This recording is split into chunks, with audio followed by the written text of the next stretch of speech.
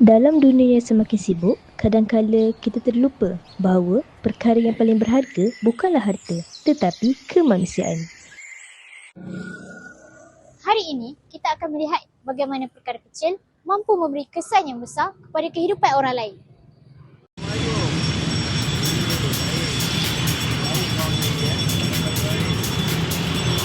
Assalamualaikum dan salam sejahtera. Hai kawan-kawan, saya Nufara Azalia Khairi binti Mak Firaus daripada AIS TVPSS. Saya ada satu persoalan untuk kawan-kawan.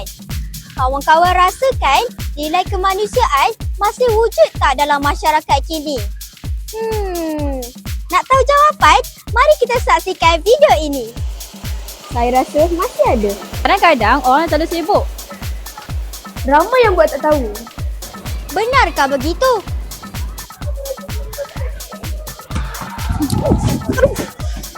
Aduh. Kau okey tak? Okey.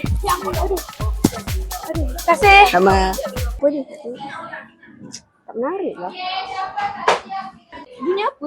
Allah, buku terjatuh.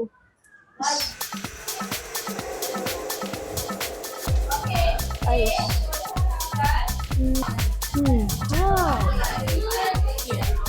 Banyak buku. Buku apa tak menarik pun. Siapa ni jatuhkan buku? Susah kot tu. Awak? Ya. Kalau buku jatuh, susah balik tau. Okey, sorry. Okay. Membantu bukan hanya tentang kekayaan, tetapi keikhlasan.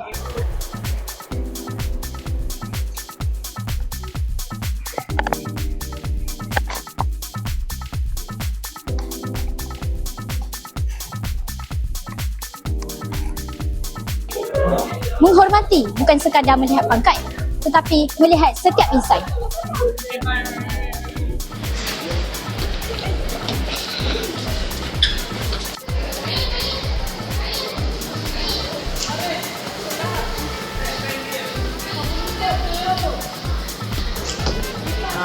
Hormat bukan sesuatu yang diminta, tetapi ia sesuatu yang diberikan.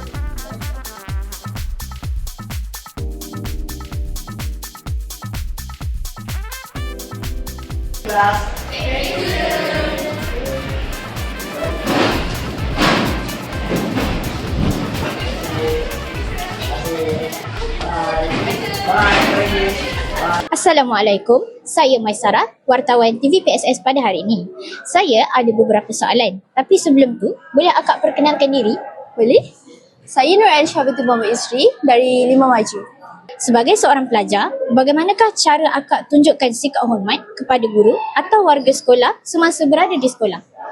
Pada saya, cara nak tunjuk hormat ni senang je. Kita cuma perlu ada yang paling basic, common sense. Like contoh, kalau cikgu jalan, tiba-tiba kita tersempak dengan cikgu, kita bagi salam. Lepas tu bagi cikgu tu lalu dulu. Janganlah tiba-tiba dah lah tak bagi salam, tiba-tiba kita terus lalu je melepasi cikgu tu.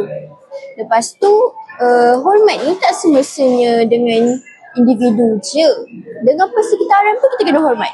Kalau kita nampak sampah, kita kena cepat-cepat kutip. Itulah cara kita tunjukkan rasa hormat. Lepas tu, kita kena hormat dengan semua warga sekolah ni. Tak kisahlah penjaga sekolah ke, kaki tangan pembersihan ke, semua kita kena hormat. Cara kita cakap terima kasih kat diorang. Cakaplah terima kasih dekat penjaga sekolah sebab dah jaga sekolah ni, dah jaga keselamatan kita. Kalau untuk kaki tangan pembersihan, kita cakap terima kasih sebab dah tolong bersihkan sekolah ni supaya kita tak dapat penyakit. So, itulah cara nak tunjukkan hormat tu. Baik akak, sangat menarik. Terima kasih akak.